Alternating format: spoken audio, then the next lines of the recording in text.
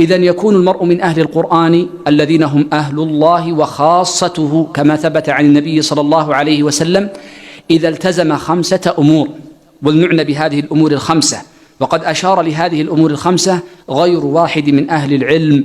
هذه الأمور ال5 هي التي يكون فيها الجفاء بتركها والغلو في مجاوزة الحد في التزامها.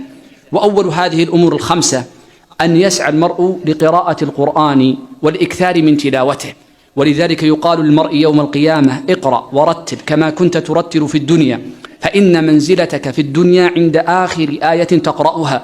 وقال ابن مسعود يرفعه للنبي صلى الله عليه وسلم أن المرء يثاب على كل آية يقرأها من الكتاب، لا أقول ألف لام ميم حرف، ولكن ألف حرف ولام حرف وميم حرف. فالقراءة أشار أهل العلم إلى أن فيها غلوا وجفاء.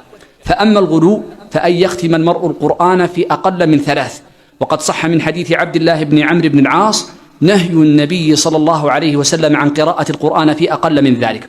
والجفاء في هذا الباب أن أهل العلم قد نصوا على أنه يكره مع شدة الكراهة لمن كان قادرا على قراءة القرآن حفظا أو نظرا أن تمر عليه 40 ليلة لا يختم القرآن فيه. قال القاضي أبو الحسين ابن أبي يعلى في كتاب التمام وجها واحدا أنه يكره للقادر أن تمر عليه 40 ليلة لا يختم القرآن فيها. الأمر الثاني الذي يكون به من أهل القرآن الذين هم أهل الله وخاصته أن يسعى لحفظ هذه الآيات العظيمة، وأن يبذل جهده في بيان أو في القدرة على حفظها وجمعها في جوفه، فإن المرء كلما جمع في جوفه آيات من كتاب الله جل وعلا كان أحرى لقراءته وأكثر لتلاوته، وهو أحرى لحفظ نفسه به. والأمر الثالث أن يسعى المرء لضبط إعرابه، ولا أعني بإعرابه معرفة المبتدأ من الخبر أو معرفة الفاعل من المفعول، وإنما المراد بالإعراب هو النطق الصحيح. ولذا ثبت عن أبي بكر الصديق رضي الله عنه أنه قام في المسلمين خطيبا فقال: أيها المسلمون أعربوا القرآن.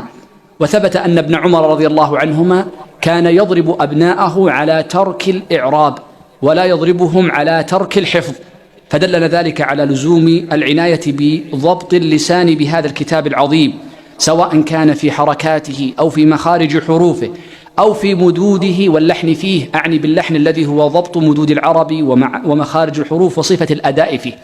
والمذموم من ذلك ما كان لحنا سواء كان جليا أو خفيا على طريقة أهل التجويد والأداء أو على طريقة الفقهاء في التفريق بين نوعي اللحن. والأمر الرابع الذي يكون به المرء من أهل القرآن الذين هم أهل الله وخاصته أن يسعى المرء للتفقه في كتاب الله جل وعلا.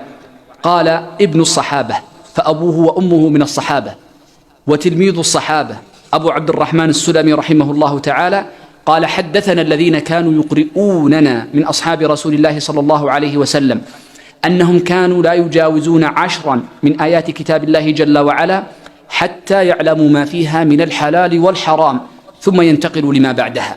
ولذلك فإن المرء يكون حقا من أهل هذا الكتاب إن عني بتفسيره وعني بمعرفة معانيه. والمرء كما قال أبو الدرداء رضي الله عنه لا يكون فقيها حتى يكون عالما للآية أكثر من وجه في تأويلها وتفسيرها.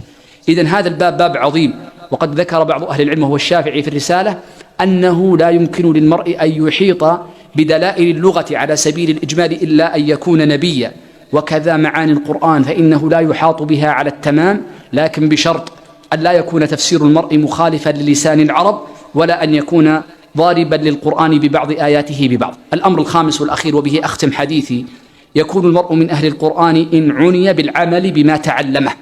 ولذلك يقول ابن مسعود رضي الله عنه: إن قارئ القرآن وحامل القرآن يجب عليه أن يعرف بليله إذ الناس نائمون، وبنهاره إذ الناس مفطرون إذ هو صائم، وبصمته إذ الناس يتكلمون، ثم عد أمورا بعد ذلك. فصاحب القرآن إن لم يعرف في سمته ويعرف ذلك في دله وفي هديه وفي لسانه فليراجع قلبه وليحاسب نفسه وليزدد ليكن من أهل القرآن على وجه الحقيقة، فإن حامل القرآن يجب في حقه ما لا يجب في غيره. ولذلك فإن النبي صلى الله عليه وسلم لما ذكر أول من تسعر بهم النار ذكر منهم حامل القرآن، وعالم بعلمه لم يعملا معذب بالنار قبل عباد الوثن. فالإنسان وإن كان حافظا لبعض آيات فإن هذا الحفظ لربما كان يوما من الأيام شاهدا عليه لا شاهدا له. والناس يوم القيامة في القرآن رجلان، رجل يشهد له ورجل يشهد عليه. فالإنسان يسعى قدر استطاعته ويجاهد نفسه ويغالبها في هذا الباب ليكون من أهل القرآن الذين هم أهل الله وخاصته.